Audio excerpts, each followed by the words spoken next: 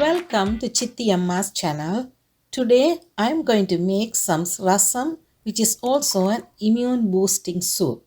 There are so many ways you can make this, but I am going to show you a simple and easy method.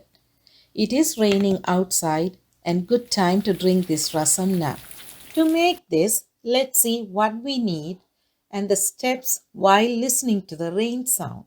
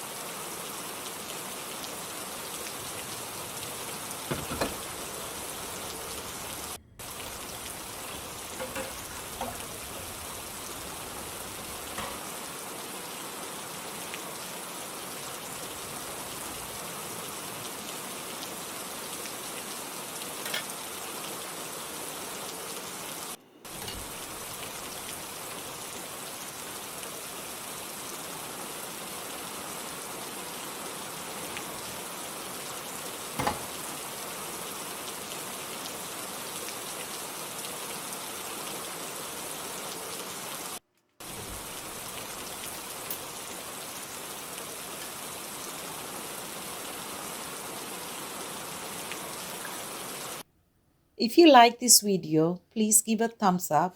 If you are new to my channel, please subscribe to Chithi Amma.